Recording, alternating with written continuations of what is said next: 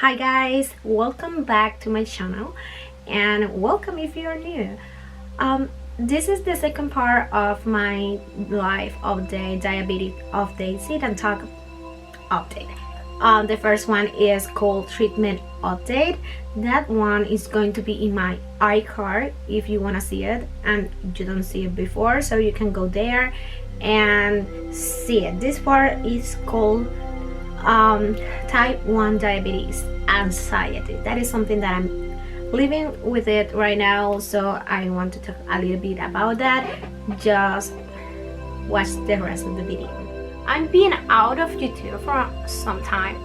I can say like 2 months or so, and the reason why is that it's been happening a lot of stuff in my life, and I have like another health issue going on with me, and it's part of my diabetes process too. Well, I know out there's a lot of people that talk about mental health, and mental health is not only depression. Right now I'm not diagnosed with anything, and I know that I have some symptoms for some stuff. I'm not depressed. I can say I'm not feel depressed, but I'm be having like a lot of anxiety, and all this thing that is happening with my diabetes, all this process to control for the first time is being very bad for my anxiety.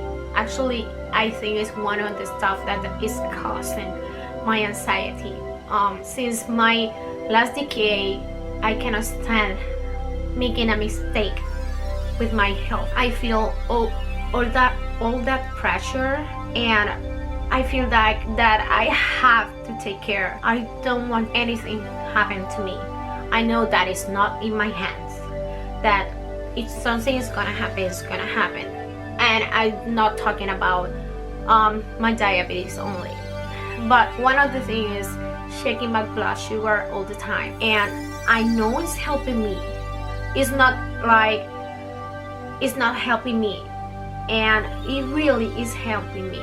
So having the Descon is one of the best things that is happening to me. It takes one stress out, but I'm adding myself another stress because I feel that I have to check my Descon all the time, and that is not true. The Descon is going to alarm me if something is going bad, that I have to have better sugars levels, and that I need all my supplies and all the medical bills that I didn't have a year ago. And right now I'm not working, I'm staying at home, and my husband is the only one working, and I want to contribute because it's not fair that he's paying all those bills. Still my health, and maybe I'm too proud of it, maybe not, and he do that with all his love because that is something that he likes to do, but still I feel like I'm taking advantage of him, and I don't like that. And I know I work a lot of stuff in the house, and I know I do a lot of stuff with the kids and all of kind of other things while he's working, but still. And the thing is that I need to go backward to 2 years because this is a whole new experience. Like I tell you in some point of this video, I'm from Puerto Rico. What happened in Puerto Rico is in 2 years ago we have 2 horrible hurricanes. First Irma, and a week later Maria. Maybe you saw on the news about Maria and all that stuff. So Maria was very bad. It really was.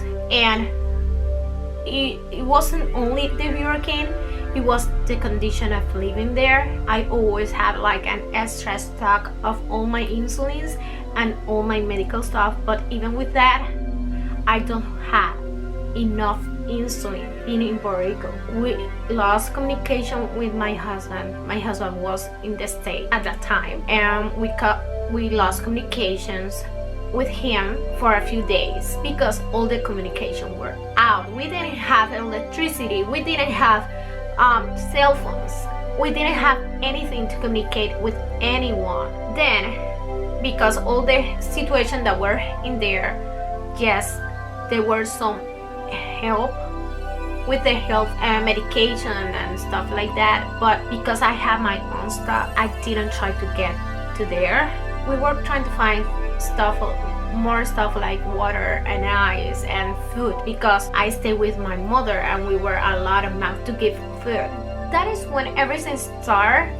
I think it started coming from anxiety, because I didn't have enough insulin, and even if there were some organizations that were talking about helping people with diabetes, I couldn't get to there, and not because it wasn't close, it's because we didn't have enough transport to get there, because we don't have gas for the car, for example, or we only have gas for one car in that moment, and we couldn't take money from our bank accounts because any ATM works. We had some money in some cash, but it wasn't enough for a whole month or 2 months or whatever time we stay out with all the communication. And the situation is we didn't have flights out of Puerto Rico. I supposed to move from Puerto Rico 6 months after the hurricane. We were planning to move to the States. And the thing is, because I lost my job, why I was staying in Puerto Rico, it was most difficult, and I was risking my health. So I moved early, and that was very difficult because we couldn't find like a flight, and all the flights were it was like 2 flights or something like that. It was very, very kind of expensive, money that we didn't have at the moment, but we found a way, and then I moved to the state with my husband.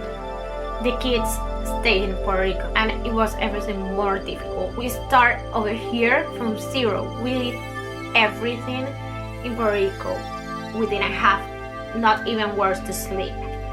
So we had to start from zero here. It was kind of an adventure, but we were always worried about our family, and I was always worried about my health. So what I had to do, because my insulins, I don't have enough, I just only had one when I arrived here, and I was trying to move all my insurance stuff to the state, but that wasn't working, and I need a new insulin. And the thing is that it was a mess, actually, moving all the information to the state, and then in Puerto Rico my insurance covers in some pharmacy, and here it covers in other pharmacy, and because I go to the ER and have a prescription to have a new insulin, then my insurance didn't cover because supposedly it was from Puerto Rico and not the United States, and that is not how that works. It was a mistake from their office, and it takes more than a year to fix all that information. Then I started looking for new doctors that and endocrinologists, and the truth is, even the office that I found in that moment is supposed to be like a very good group of doctors and all that. I didn't trust them. I didn't like them. They sound kind of smart, but I don't feel comfortable with them, and that is the truth. And because I have a lot of bad experience with endocrinologists, and was like going back to Puerto Rico where I cannot trust the doctors. Apart that I had to drive like almost 2 hours to get there. The thing is, anyway, I stayed with them for a time. I tried to work everything out, and then the only thing that I need was like kind of the insulin. But then the kids moved to here the past summer. This one, not the before that, I mean it's 2018. Actually, we were, for the first time, my husband and me alone. We always have like all our family with us in Puerto Rico, and when I say all our family, I mean uncles, mom and dad, grandparents, great grandparents, fathers-in-laws. We have like my brother and my sister. It was like a whole group that was always with us, and we have support from them, and now we are only my husband and I. And then in summer the kids came here, and then was my husband, myself, and the 2 kids. And everything, we decide for me that I was going to work, because the kids now is going to have a new experience with school, a new language, because they didn't know how to talk in English in that time. Even if we practice English in Puerto Rico, it's kind of different when we came here actually. And well, the thing is that because the school in Puerto Rico were so different than in here, that change was so big to all of us, my husband, the kids, and myself. And I was very stressed out. For the first time I started having migraines. I never had migraines before, and that's why it took me to the hospital that December. I go to the emergency room in that morning because a headache, a migraine, and they didn't do what they're supposed to care with my diabetes. I couldn't pay attention to everything because I was having a very bad headache.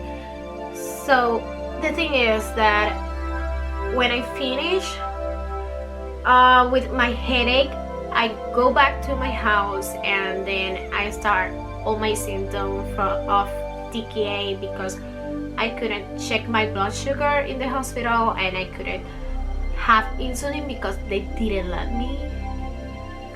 I arrived to the emergency room with 125 of BG, so it was good. At that moment, my husband wasn't all the time with me because he had to pick up the kid at school. We were alone. We didn't have anyone to help us, so we had to figure out all the stuff. And then of course I have the symptom of decay, and we had to run to the emergency room again. This time was the worst feeling ever. I had some episodes of decay before, but I never felt the chest pain that I felt that time, and I was so scared, like really scared. I never felt anything like that, and it was a good opportunity because I have my life back, and thanks God the hospital could take me and do everything right and very quickly, and it doesn't get worse, but still it was so scary that I started feeling all that anxiety more and more. And everything that I do something wrong, like I said before, it goes back to there. When I go out from the hospital, by the way, 24th of December last year, after those days I feel so weak, and I was feeling weak after 6 months from there, and I couldn't do any exercise, or I couldn't do like extra stuff. I just do like the most pretty simple stuff, like I don't know, cook, make my bed sometimes. I didn't do my bed for a long time either. I cleaned my clothes, but I couldn't put it in the closet, for example. I didn't have the energy, so I have like a lot of help with my husband. My mom and dad come from a time, but they have work in Puerto Rico, so they have to go back after the holidays, and then I feel like I was alone. And I have my husband, but still we didn't have the support again. I feel like couldn't handle everything, and of course this kids still have stuff because they don't know the language very well neither. They're learning, but the thing is, like, all the worries start like going up and up and up and up and up. And I was supposed to have a job after my vacation from Puerto Rico, but then I started like having, I cannot say anxiety attacks, but it was something like that. And it wasn't like anxiety attack neither. It was like mental exhaustion. I was so tired of all the things that I have in my mind.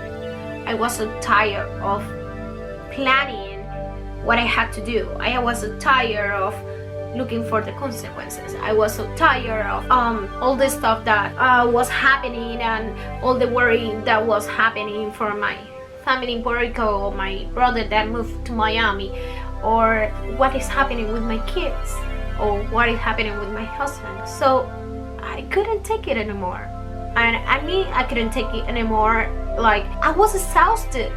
I couldn't do anything because I was so tired all the time. And I tried to get up. Like I tell you, I'm not depressed. I was trying to waking up and go to my, I don't know, going to the school to the kids, go to do some exercise. I buy a bicycle, let me use it, and all that kind of stuff. And then the call comes. Well, that is everything for today. And please don't forget to subscribe. Don't forget to follow me on Instagram and Twitter. And comment down below, give the thumbs up, and see you in the next video.